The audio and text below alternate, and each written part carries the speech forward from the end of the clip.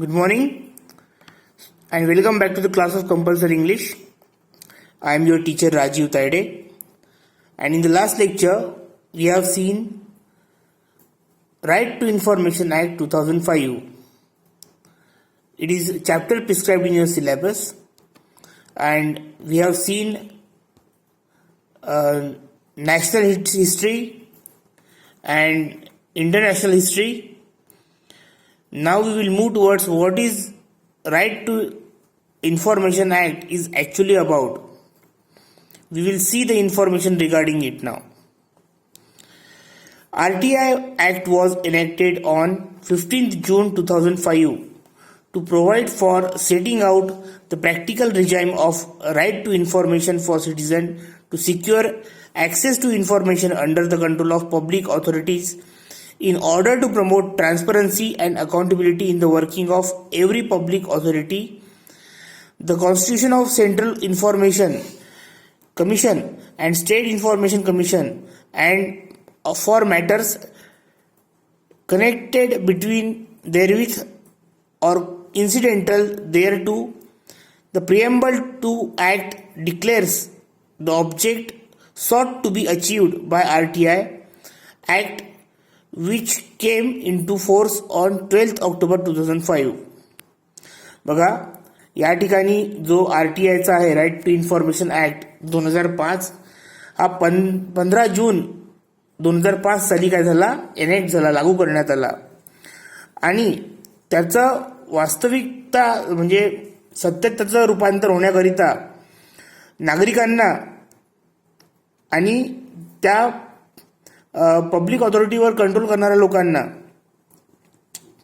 तर या लोकांना यांच्या कामामध्ये एक ट्रान्सपरन्सी, एक पारदर्शकता यावी, अकाउंटेबिलिटी, त्यांच्यावरचा विश्वास वाढावा in the working of every public authority. जो कोणी आपल्या लोकांचं काम करण्याचं प्रतिनिधित्व करतो सरकारचा कर्मचारी म्हणून, तर त्या प्रत्येक व्यक्तीला संविधानिकरित्या त्याला इन्फॉर्मेशन प्रोव्हाइड करण्यात यावी, याचं काम सेंट्रल इन्फॉर्मेशन कमिशन, केंद्रीय माहिती आयोग आणि राज्य माहिती आयोग यांनी एकमेकांशी कनेक्टेड होऊन त्या ठिकाणी ते सगळं घडवून आणलं. The preamble to act declares the object sought to be achieved by the RTI, which came into force on 12th October 2005. याची जे मार्गदर्शक तत्वे आहे किंवा जी सुरुवात आहे त्याच्यामध्ये हे असं त्यांनी घोषणा केलेली आहे की काही उद्दिष्ट हे राईट टू इन्फॉर्मेशन, माहितीच्या अधिकाराने या कायद्याने ते अचीव केली पाहिजे. आणि त्याचा जो एक फोर्स आहे तो 12 ऑक्टोबर 2005 साली निर्माण झाला. म्हणजे 15 जून 2005 साली तो कायदा लागू केला आणि तो ऍक्च्युली फोर्समध्ये यायला, म्हणजे त्याच्यावरती कारवाई व्हायला 12 ऑक्टोबर 2005 इतका अवधी लागला. जवळपास जून ते जुलै, जुलै ते सप्टेंबर, जून ते जुलै, जुलै ते ऑगस्ट, ऑगस्ट सप्टेंबर, सप्टेंबर ते ऑक्टोबर असा 4 महिन्यांचा कालावधी त्याला पूर्ण फोर्सने त्या ठिकाणी कार्यान्वित व्हायला लागला. Important objective are outlined in the preamble which seeks to bring about a balance between two conflicting interest as harmony between them is essentially for preserving democracy. आता याचं उद्दिष्ट जे आहे या उद्देशपत्रिकेत लिहिलेलं ते असं होतं की दोन्ही घटकांचा बॅलन्स त्या ठिकाणी राहावा, समतोल त्या ठिकाणी राहावा, त्या दोघांमध्ये कुठलाही कॉन्फ्लिक्ट म्हणजे मतभेद निर्माण होऊ नये, त्या दोघांमध्ये सामंजस्य निर्माण व्हावं आणि त्यातून आपल्या डेमोक्रेसी म्हणजे लोकशाहीचा संवर्धन व्हावं अशी भावना त्या मागे होती. One is to bring about transparency and accountability by providing access to information under the control of public authorities, contains corruption and make our democracy work for people in real sense. आता एका ठिकाणी पारदर्शकता आणायची होती, त्यानंतर accountability provide करायची होती. तर या सर्व गोष्टींनी पब्लिक आपल्या लोकांच्या हाताखाली काम करणाऱ्या लोकांच्या मध्ये थोडेसे त्यावरती दडपण किंवा एक नियंत्रण त्या ठिकाणी निर्माण होईल. आता पब्लिक ऑथॉरिटीमध्ये काम करणारे कोणते लोक आहेत? तहसीलदार, नायब तहसीलदार. कुठल्याही सरकारी कार्यालयात जेव्हा आपण जातो तेव्हा ते पब्लिक ऑथॉरिटीमध्ये काम करणारे ते लोक असतात.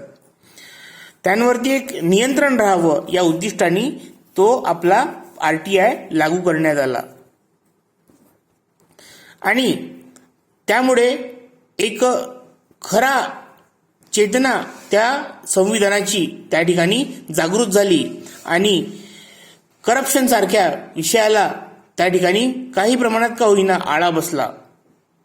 It goes without saying that an informed citizen is better equipped to keep necessary vigil on the instrument of governance and make government more accountable to the governed. आता पहा, या ठिकाणी असं म्हटलंय की एक उत्कृष्ट नागरिक तोच असतो जो काय करतो म्हणते त्याला ज्ञान असते, त्याच्याकडे माहिती असते आणि तो गव्हर्नमेंटचं गव्हर्नन्स, सरकारचं सरकार कसं चालत आहे यावरती तो लक्ष ठेवतो आणि त्या गोष्टीसाठी तो एक काय म्हणतो माध्यम बनतो आणि त्या ठिकाणी सरकारला अजून चांगलं काम करण्याकरिता काय करतो तो प्रेरित करतो किंवा त्यावरती त्यांचा वचक असतो. The act is a big step towards making the citizen informed about the activities of the government. हे जे पाऊल होतं सरकारी कामकाजामधील ज्या काही गोष्टी असतात त्या लोकांना माहिती व्हाव्या यासाठीचं एक खूप मोठं पाऊल होतं. In reality it is to promote participatory democracy. आणि या ठिकाणी सहभागीची लोकशाही या कन्सेप्टला प्रमोट करण्याची किंवा सादर करण्याची किंवा नवीन पथा घालण्याची ही एक काय होती वेळ होती वास्तविकतेमध्ये. The other is to ensure that the revelation of information is actual practice. या ठिकाणी त्या माहितीचा उदय किंवा माहित होणे या गोष्टीला काय म्हटलेलं आहे ॲक्च्युअल प्रॅक्टिस म्हटलेलं आहे. खऱ्या प्रकारची ती एक काय आहे घटना आहे, ते यांना करणं गरजेचं आहे. Does not conflict with other public interest. त्याचा दुसऱ्या पब्लिक इंटरेस्टच्या ज्यामध्ये लोकांना इंटरेस्ट आहे त्याच्यासोबत कधीच वाद होणार नाही. Which include efficient operation of the governments. यावरती लोक आपल्या कामाला अनुरूप असं काम करतील असं या ठिकाणी म्हटलेलं आहे. Optimum use of limited fiscal resources. कमीत कमी सोर्स वापरून जास्तीत जास्त आपण त्याचा वापर करून प्रोडक्टिव्हिटी वाढवणे and preservation of confidentiality of sensitive information. आणि त्या ठिकाणी जे काही खूप गुप्त ठेवायचं आहे, सेन्सिटिव्ह म्हणजे ज्यामुळे वाद होऊ शकते किंवा ज्यामुळे काही एखादी चुकीची माहिती लोकांपर्यंत भ्रम निर्माण होऊ शकतो, तर या गोष्टींना त्या ठिकाणी आवर घालणे हा सुद्धा एक फार मोठा अडसर होता. The preamble to the act specifically states that the object of the act is to harmonize these two conflicting interests. आता बघा, एकाला माहिती मागायची आहे, दुसऱ्याला माहिती द्यायची आहे, बरोबर आहे. एक जण मागेल दुसरा देईल, परंतु माहितीची देवाणघेवाण होताना त्यांच्यामध्ये कुठलाही वाद होऊ नये. जे आहे ते सरळ सरळ त्यांनी सादर करावं एवढी साधी भावना त्या ठिकाणी होती. कव्हरेज. आता कव्हरेज म्हणजे पहा, this act is applicable all over India except Jammu and Kashmir. हा जो ऍक्ट आहे, हा जो कायदा आहे, हा पूर्ण भारतभर लागू आहे, परंतु याला एक अपवाद आहे, तो म्हणजे जम्मू आणि Kashmir. Right to information act is small act containing 6 chapters and 31 sections. हा जो कायदा आहे हा एक छोटा कायदा आहे ज्यामध्ये 6 प्रकरणं आहेत आणि 31 भाग आहेत. The coverage of this act is wider and it includes any authority or body or institution of self-government established or constituted by or under the Constitution or by the other law made by Parliament or state legislature or by notification issued by or order made by the central government or a state government, the bodies owned, controlled, or substantially financed by the central government or state government, and non-government organizations substantially financed by central government or state government also fall within the definition of public authority. आता पहा, यांनी या ठिकाणी हे सांगितलेलं आहे की कोणकोणत्या संस्था या राईट टू इन्फॉर्मेशन ऍक्टच्या अंडर येतात.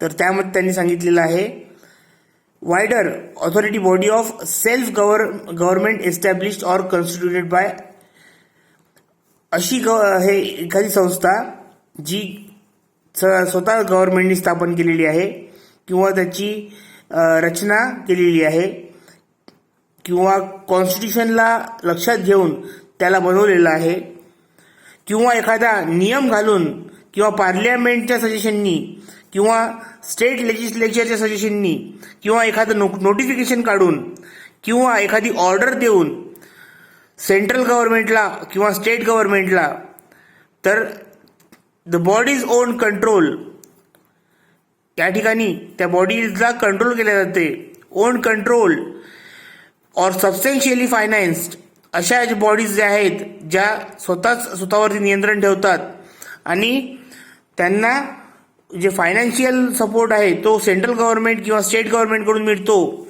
किंवा नॉन गव्हर्नमेंट ऑर्गनायझेशन ज्यांना सुद्धा फंड सेंट्रल गव्हर्नमेंट किंवा स्टेट गव्हर्नमेंट देते, या सगळ्या गोष्टी या पब्लिक ऑथॉरिटीच्या अंडर त्या ठिकाणी येतात आणि त्यामुळे यांच्यावरती त्या इन्फॉर्मेशन ऍक्टला लागू करण्यात येते. The financing bodies or NGO by the government may be direct or indirect. आता अशी एखादी बॉडी जशी की एखादी एनजीओ आहे ज्यामध्ये गव्हर्नमेंट डायरेक्ट किंवा इनडायरेक्ट पद्धतीने फायनान्शियल सपोर्ट करते, all these institutions are well known as public authorities. या सगळ्या संस्थांना पब्लिक ऑथॉरिटी म्हटलं गेलेलं आहे. Obligations of public authorities. The Act also lays great emphasis to proactive disclosure. हा जो कायदा आहे हा एखादी महत्वाची गोष्ट आहे त्याला सुद्धा बाहेर किंवा लोकांपर्यंत पोहोचवण्यासाठी काय केलं आहे त्याच्यावरती भर दिलेला आहे. So as to minimise the queries or request for access to information. त्यामुळे त्यामध्ये फार कमी चौकशी करून जे माहिती त्याला हवी आहे ती त्याला मिळू शकते. Proactive disclosure means publishing and providing maximum information suo motu that is without citizen seeking or demanding it. आता या ठिकाणी पहा, प्रोएक्टिव्ह डिस्क्लोजर म्हणजे काय, तर असं एखादी गोष्ट पब्लिश करणे किंवा लोकांना पर्यंत पोहोचवणे ज्याचा लोकांनी एकतर डिमांड केलेला आहे किंवा लोक त्याचा शोध घेत आहेत, ही गोष्ट लोकांपर्यंत पोहोचवणे. All public authorities are required to disseminate as widely as possible information as proactive disclosure. ह्या ज्या काही ऑथॉरिटीज आहेत यांना ही जी माहिती आहे ही त्यांना प्रोव्हाइड करायची असते त्या प्रोएक्टिव्ह डिस्क्लोजरच्या माध्यमातून. Such proactive disclosure has to be public domain and accessible to all citizens all the time. असे हे जे प्रोएक्टिव्ह डिस्क्लोजर्स आहेत हे पब्लिक डोमेन म्हणजे लोकांना सहज उपलब्ध असले पाहिजे, लोक सहज त्यापर्यंत पोहोचले पाहिजे यासाठी ते असतात.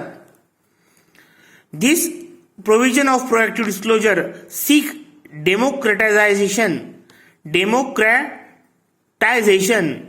Of public held information and knowledge resources.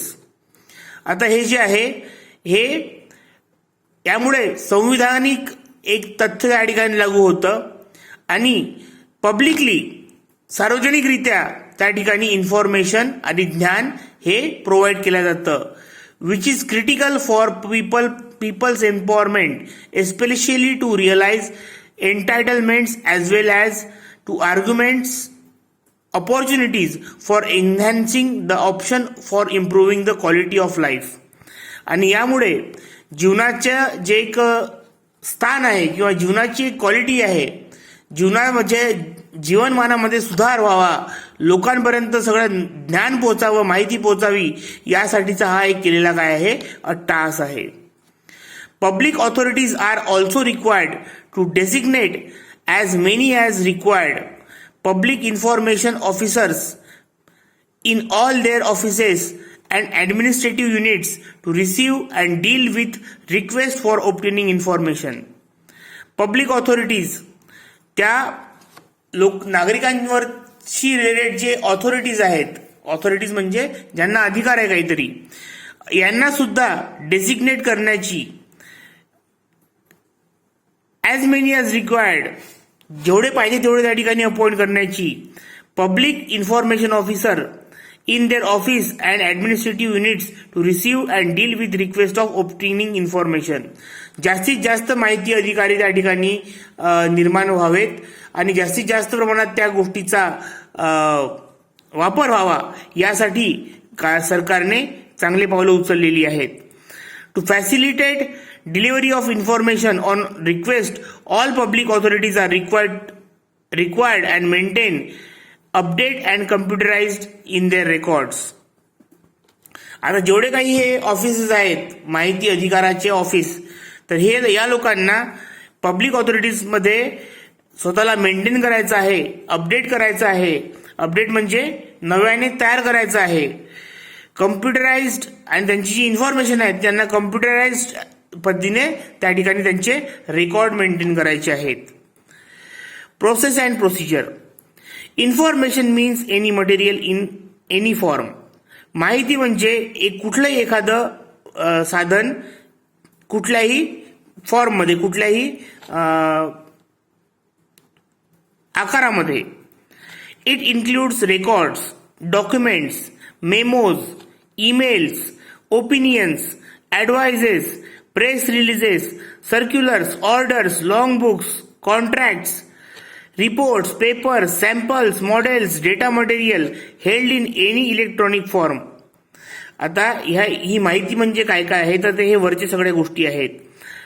Records पासून, मेमोज पासून, ईमेल पर्यंत आणि पेपर्स पासून, सॅम्पल्स पासून, मॉडेल्स पर्यंत, या सगळ्या गोष्टी ज्या काही इलेक्ट्रॉनिक फॉर्म मध्ये आहेत, म्हणजे सॉफ्ट कॉपी मध्ये आहेत, त्या गोष्टींना त्या ठिकाणी काय म्हटलेलं आहे, इन्फॉर्मेशन म्हटलेलं आहे. It also includes relating to any private body which can be accessed by the public authority under any law for the time being in force. आता यामध्ये जे प्रायव्हेट बॉडी असते, प्रायव्हेट सेक्टर मधले ऑफिस असतात, त्यांना सुद्धा या कक्षेमध्ये आणण्याचा प्रयत्न केलेला आहे आणि त्यांच्यावरती सुद्धा कायद्यांनी काय केलेलं आहे, अशा प्रकारचं बंधन घातलेलं आहे की तुम्ही सुद्धा माहिती प्रोव्हाइड करा. Right to information means the right to information accessible under the RTI Act, which is held by or under the control of any public authority and includes the right to inspection of work, documents, records, taking notes, extracts or certified copies of documents or records, taking certified samples of material, obtaining information in diskettes, floppies, tapes, video cassettes, or in any other electronic mode or through printouts there where such information is stored in any computer or in any other device. आता पहा, RTI ऍक्टचा अर्थ असा आहे की RTI ऍक्टच्या अनुषंगाने त्या ठिकाणी जे काही कामाचं वर्क असेल, डॉक्युमेंट्स असतील, रेकॉर्ड्स असतील, काही नोट्स असतील, या सगळ्यांचं फ्लॉपीजच्या माध्यमातून किंवा व्हिडिओच्या माध्यमातून किंवा प्रिंट आउटच्या माध्यमातून जे काही ते मटेरियल असेल ते समोरच्या व्यक्तीला ज्यांनी मागितलेलं आहे त्याला प्रोव्हाइड करणे. A citizen of India can exercise right to information. कुठलाही भारताचा नागरिक या माहितीच्या अधिकाराचा वापर करू शकतो. A person who desires to seek information from public authority of a central or a state government is required to submit an application in English. Hindi और इन लोकल लँग्वेज. कुठलाही एखादा केंद्रातील किंवा राज्यातील व्यक्ती एक अप्लिकेशन इंग्रजी, हिंदी किंवा त्याच्या कुठल्याही भाषेमध्ये जी त्याला माहिती आहे त्यासाठी तो अप्लिकेशन करू शकतो. Along with the prescribe fee below poverty line BPL category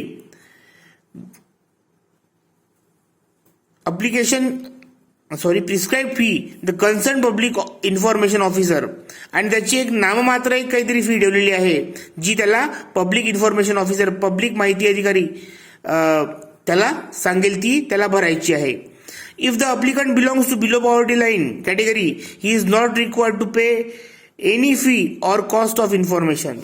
जर ज्याला माहिती पाहिजे आहे असा व्यक्ती बीपीएल कॅटेगरीच्या मधला असेल तर त्याला माहितीचा अधिकाराचा वापर करताना कुठलीही फीस भरायची गरज नाही. There is no prescribed format of application for seeking information. त्यासाठी कुठल्याही प्रकारचा असा एक त्यांनी फॉर्मॅट तयार केला नाही की कशा प्रकारे तुम्हाला माहिती मागवायची आहे. The application can be made on plain paper or electronically. तुम्ही प्लेन पेपरवरती आपलं अप्लिकेशन लिहू शकता, तुम्हाला कशाची माहिती हवी आहे, किंवा तुम्ही आपल्या ईमेलद्वारे सुद्धा मागवू शकता किंवा मेसेजद्वारे सुद्धा मागवू शकता. The applicant shall not be required to give any reason for requesting the information. जो अप्लिकंट आहे, जो आवेदक आहे, ज्याला माहिती हवी आहे, त्याला कुठलंही कारण द्यायची त्या ठिकाणी गरज नाही की मला का बरं ही ती माहिती हवी आहे. त्याला कोणीच विचारू शकत नाही. त्यांनी मागितली त्या समोरच्याला ती माहिती द्यायची आहे.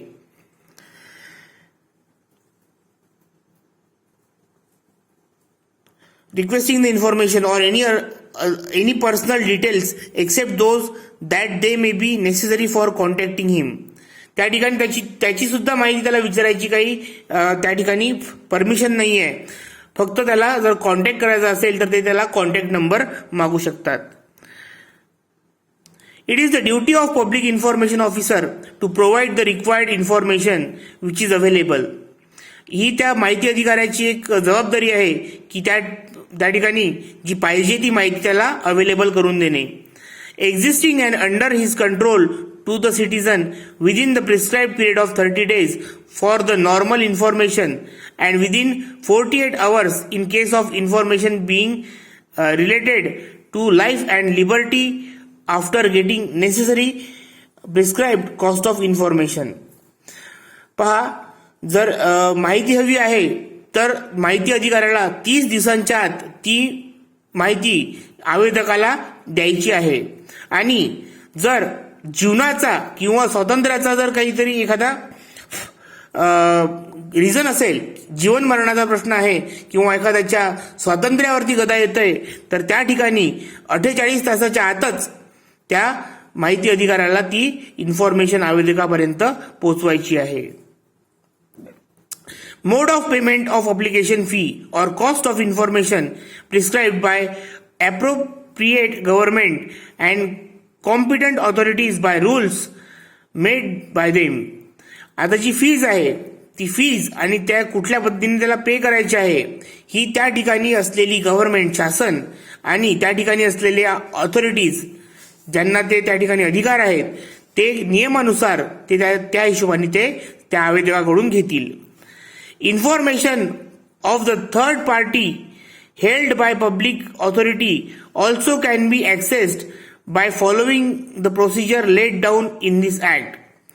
जर तिसऱ्या व्यक्तीची माहिती हवी असेल तर ती सुद्धा तुम्हाला या प्रकारे जी प्रोसिजर आहे ती फॉलो करून तुम्हाला त्या ठिकाणी मिळवता येईल. Failure to give any reason within prescribed period treated as refusal to give information. जर दिलेल्या वेळेत जर ती माहिती समोरच्या आवेदकापर्यंत पोहोचली नाही तर याला त्या ठिकाणी तुम्हाला माहिती द्यायची नाही असं समजलं जाईल. Whenever a public information officer refuses to provide information the applicant must be informed reasons why information can not be provided. जर एखादा माहिती अधिकारी तो माहिती देण्यास नकार देत असेल तर त्याला ते त्या ठिकाणी काही कारणं द्यावी लागतील की का तो माहिती देण्यास तयार नाही आहे. त्यासाठी त्याला कारणं त्या आवेदकाला द्यावी लागतील. Applicant also need to be informed name and address of the first appellate authority and the appeal period so that if the applicant is not satisfied, appeal remedy can be available. त्या ठिकाणी जो आवेदक आहे त्याला त्याचं नाव आणि पत्ता या ठिकाणी देऊन ठेवावा लागेल आणि त्याला फर्स्ट अपीलेट ऑथॉरिटी त्याला अपील सुद्धा करता येईल आणि तो अपील पिरियड सुद्धा तो त्याला सांगावा लागेल, जेणेकरून जर आवेदक समाधानी नसेल त्या कारणांविषयी तर तो त्याला त्या ठिकाणी त्या अपीलच्या माध्यमातून ती माहिती अवेलेबल करून देण्यात येईल. So in this way we have seen some more information regarding right to information act. In the next lecture, we will continue with the same information, and I hope you are getting it, and I am trying my level best to explain it. Still, if you are having any problem, you can contact me. Till then, goodbye. Thank you.